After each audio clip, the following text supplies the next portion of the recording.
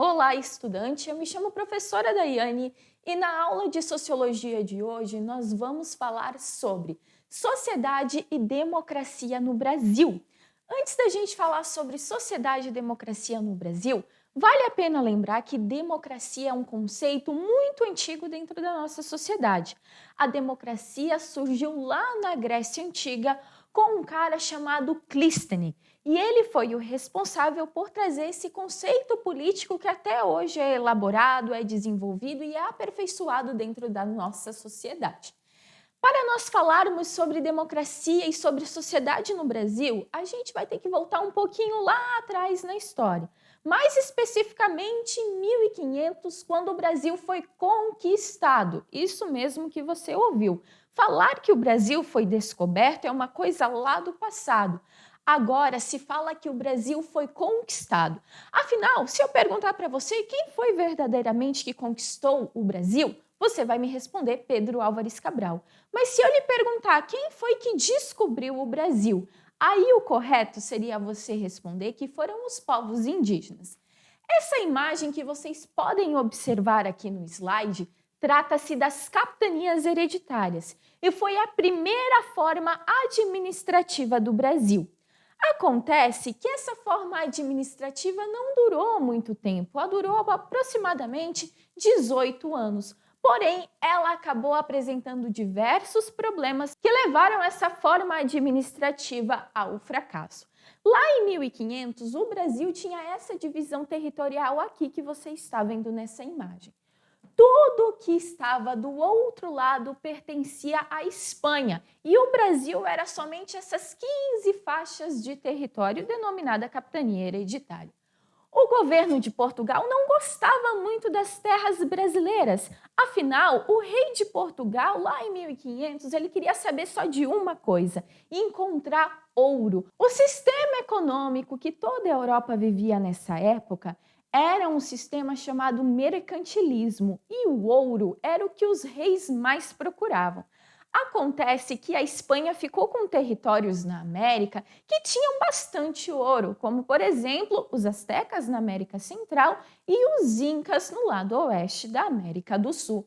Porém, aqui no Brasil não tinha ouro, pelo menos não em 1500, afinal, Minas Gerais não estava ainda aqui nessa divisão territorial das capitanias hereditárias. E o rei de Portugal não gostava muito do Brasil justamente por causa disso. Aqui tinha pau-brasil, é verdade, mas o pau-brasil era utilizado para fazer imóveis e tinta vermelha. Não era utilizado, por exemplo, para fabricar grandes peças para serem vendidas na Europa, como o ouro era utilizado. Então, o rei de Portugal não gostava muito dessas terras brasileiras, tanto é que ele demorou bastante tempo para começar a povoar o Brasil. O Brasil foi conquistado lá em 1500, porém, só 30 anos depois que o Brasil verdadeiramente começou a ser colonizado através desse sistema denominado capitania hereditária. Cada faixa de terra que você está vendo nessa imagem tinha uma pessoa responsável pelo seu cuidado e essa pessoa era denominado capitão donatário.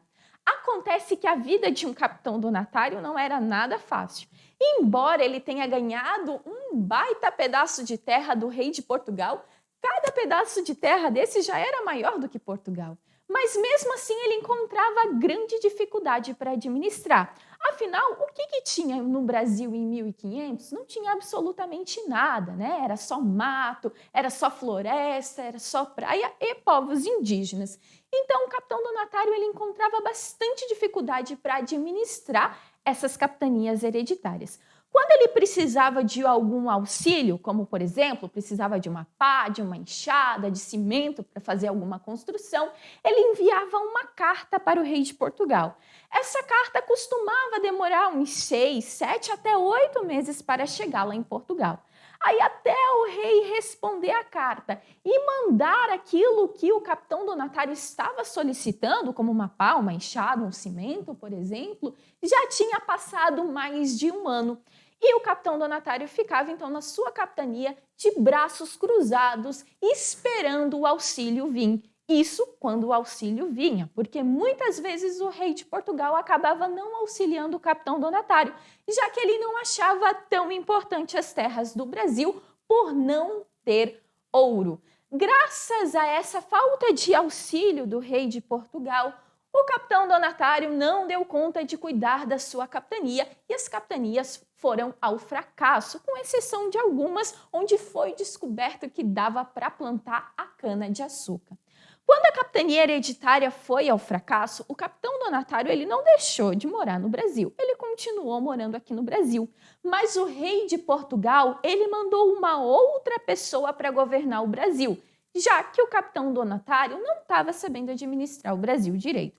Ele mandou uma pessoa que seria o seu braço direito. Essa pessoa ganharia um cargo que seria um cargo de quase um vice-rei. Seria algo extremamente importante.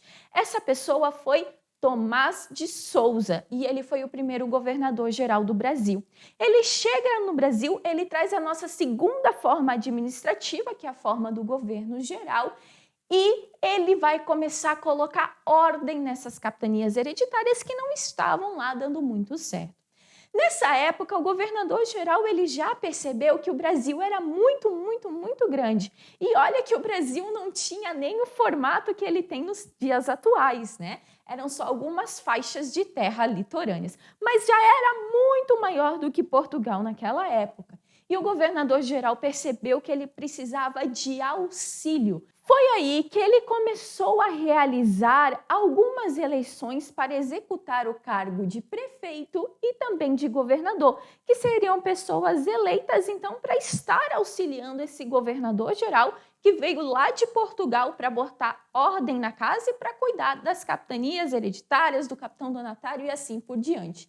E aqui começa o exercício da democracia no Brasil. Porque aqui, nesse momento, a política vai começar a chegar em nosso país.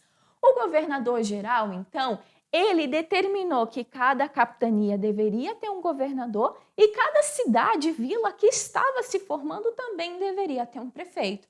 Acontece que, para nessa época, que é século XVI, você se tornar um prefeito ou um governador, ou até mesmo você ter direito a voto, poder votar em quem vai ser seu prefeito ou em quem vai ser seu governador, era uma situação bem restrita para aquelas populações que estavam habitando, que estavam colonizando o Brasil.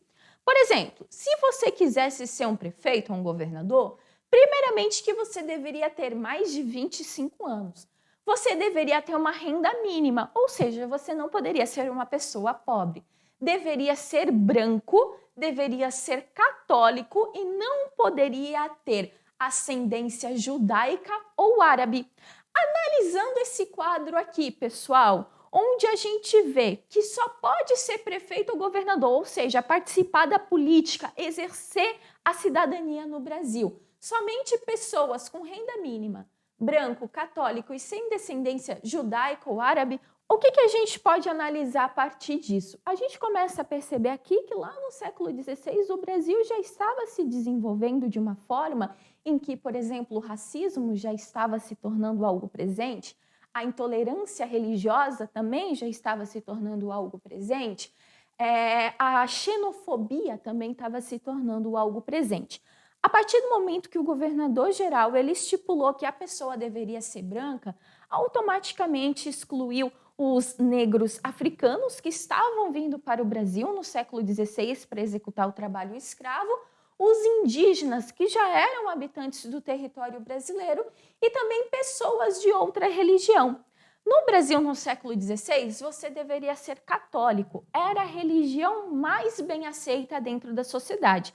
Tudo isso porque esse primeiro governador, Tomé de Souza, ele trouxe para o Brasil a Companhia de Jesus, que tinha como missão trazer o catolicismo para as terras brasileiras, tinha como missão trazer de volta a cultura europeia para aquele capitão donatário que estava aqui ainda e já tinha perdido muito de seus hábitos portugueses, europeus. E também ele trouxe o primeiro padre do Brasil, chamado Padre Manuel de Nóbrega. E logo depois ele trouxe o segundo padre do Brasil, que é o Padre José de Anchieta, né? Então, a partir desse quadro aqui, a gente já consegue perceber como o Brasil começou a se configurar. Os primeiros prefeitos e os primeiros governadores do Brasil tinham então que seguir essa linha, essa tendência aqui. Tinha que ser branco, católico, sem ascendência judaica ou árabe. Sistema político e administrativo no Brasil, o plantation. Então, que papel tinha, por exemplo, o negro africano que foi trazido para a nossa sociedade se ele não podia exercer nenhum cargo? Se ele não podia ser um capitão donatário, se ele não podia ser um prefeito, se ele não podia ser um governador, muito menos outros cargos que existiam na época, como o ouvidor-mor, que seria o ministro da Justiça, por exemplo. Então, o que faziam esses negros que foram trazidos lá da África para o Brasil? Bem, esses negros vieram para o Brasil para aqui se tornarem escravos e fazerem parte de um sistema que nós utilizamos durante toda a história brasileira por muito tempo. Pensem que atualmente o Brasil tem seus 521 anos. Desses 521, mais de 300 anos foi utilizando esse sistema plantation, por isso que é tão importante nós estudarmos ele. O sistema plantation, ele não só foi utilizado no Brasil, ele foi utilizado na América inteira, mas aqui no Brasil ele deixou uma marca muito profunda dentro da nossa sociedade. O negro que foi trazido através do navio negreiro, ele não tinha direitos básicos, como, por exemplo, poder exercer a sua cidadania, ter o direito de ir e vir. A única coisa que era permitido para esse negro escravizado era executar o trabalho compulsório, que é o trabalho escravo. E o nome desse sistema é plantation. Quando nós temos um latifúndio, que é uma grande fazenda, mas pensa numa fazenda grande, monocultura, que é a plantação de uma coisa só. Por exemplo, a primeira coisa a ser plantada no Brasil foi a cana-de-açúcar. Depois nós tivemos a economia cafeeira, a segunda coisa a ser plantada no Brasil foi o café.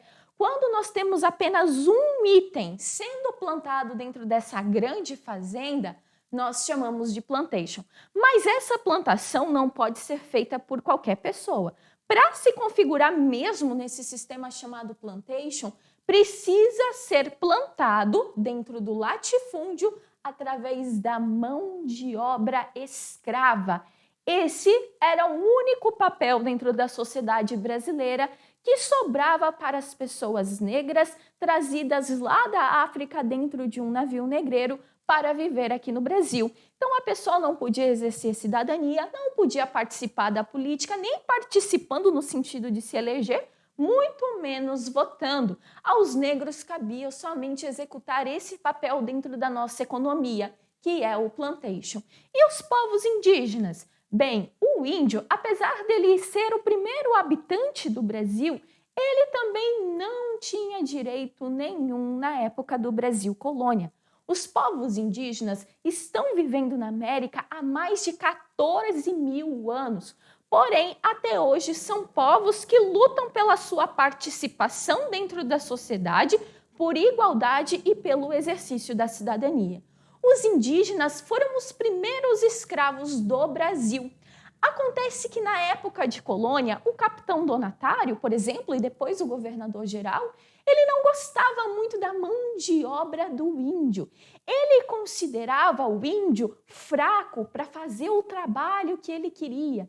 E o padre jesuíta, que tinha como missão catequizar o índio, também acabava protegendo o índio. A partir do momento que o índio recebesse uma catequização, ele não poderia se tornar um escravo. Porque se o índio recebesse a catequização, ele ia se tornar um cristão, ou seja, um irmão. E ninguém poderia, então, escravizar um irmão da Igreja Católica. Então, os padres estavam o tempo todo ali protegendo os índios, o que fez com que muitos colonos não gostassem nem um pouco dessa ideia e solicitassem ao governador-geral da época, o Tomé de Souza, que trouxesse escravos, então, lá da África. Os escravos africanos eram os preferidos do colonizador porque era considerado mais forte. A vinda dos escravos africanos para o Brasil dentro do navio negreiro foi algo extremamente horrível. Um navio negreiro não era grande, ele era pequeno. Elas vinham todas juntas dentro desse navio e ele vinha tão cheio, mas tão carregado, que as pessoas não conseguiam se mexer. Era tão pequeno o navio negreiro que ficar em pé era algo extremamente impossível. Geralmente as pessoas ficavam agachadas e olha que elas passavam a viagem inteirinhas agachadas. Cerca de 3, 4, até mesmo 5 meses em viagem na mesma posição. O mesmo local onde a pessoa comia era o mesmo local onde ela dormia e fazia suas necessidades. Era impossível se mexer dentro de um navio negreiro. Nem preciso dizer que essas condições completamente insalubres dentro de um navio negreiro fizeram com que muitos negros escravizados morressem ali mesmo. Seus corpos eram jogados ao mar. Esse navio negreiro, quando ele chegava ao Brasil, ele era então já colocado ali no porto e as pessoas eram retiradas dentro da embarcação. Aquele negro que não estivesse em boas condições de saúde, que já estivesse ali prestes a morrer ou muito doente, eles jogavam no que eles chamavam de vala comum, que era uma vala onde eles jogavam a pessoa ainda viva para ela acabar definhando e morrendo naquela vala. Porém, se o escravo africano apresentasse uma boa saúde e alguma outra escrava africana também apresentasse boa saúde, ambos eram colocados em uma casa de reprodução, onde eles eram obrigados a manter a relação sexual para aí nascer um novo escravo em território brasileiro. Porém, se aquele escravo que veio dentro do navio negreiro apresentasse estar fraco demais, não estava tão doente a ponto de jogar na vala comum, não estava tão sadio a ponto de ser colocado na casa de reprodução, ele estava ali mais ou menos, estava fraco, estava desnutrido, mas estava vivo. Eles colocavam esse escravo na casa de engorda, onde davam uma espécie de ração para esse escravo até ele engordar e depois ser colocado à venda. Então, como vocês podem ver, observando essa situação do escravo que estava chegando no Brasil, com certeza a gente consegue observar que a última coisa que essas pessoas teriam seria o exercício da cidadania.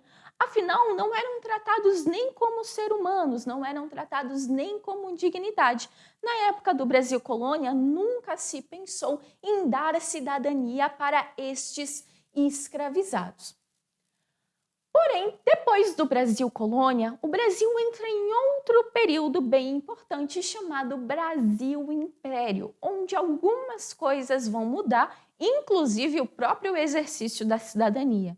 O Brasil deixa de ser colônia lá em 1888, quando a família real sai de Portugal, fugida de Napoleão, porque Napoleão estava querendo matar a família real, e ela vem para o Brasil. Quando ela chega aqui, o Brasil começa a passar por uma série de transformações, que no final dessas transformações vai fazer com que o Brasil saia da posição de colônia e venha também a se tornar um reino.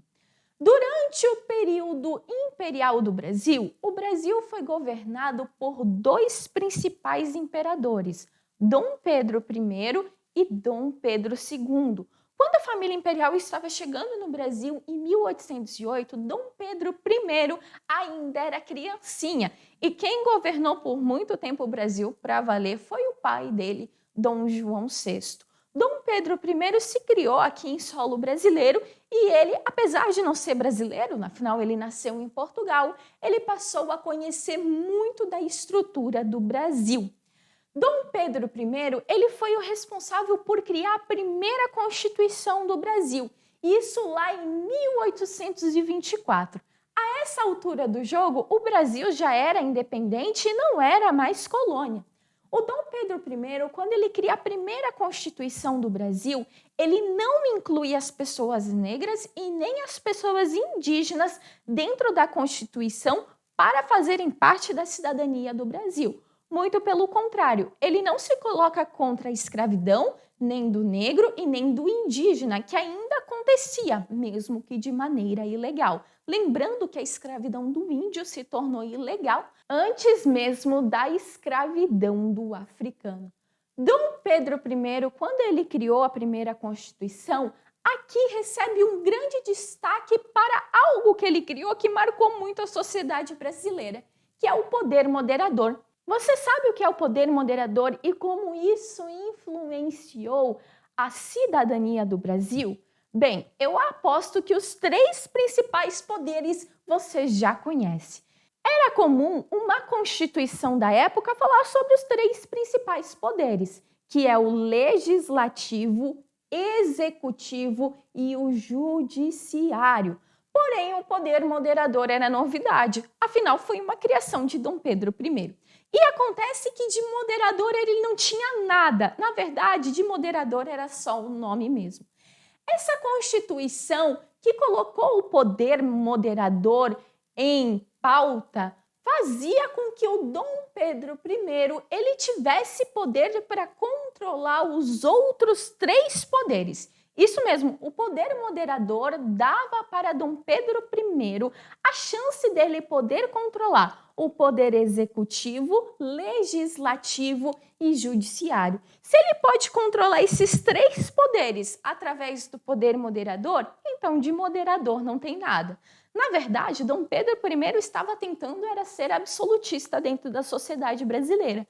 Mas ele sabia que ser absolutista dentro do Brasil na época era praticamente impossível, porque a elite latifundiária que existia aqui já conhecia bastante sobre política e jamais iria permitir que um rei se tornasse absolutista. Porém, mesmo assim, ele criou o poder moderador para ele ter um pouquinho de poder a mais dentro da sociedade, para ele poder dar o palpite que ele quisesse dentro do sistema legislativo, executivo e judiciário. Essa foi uma aula sobre democracia e cidadania no Brasil. Até a próxima!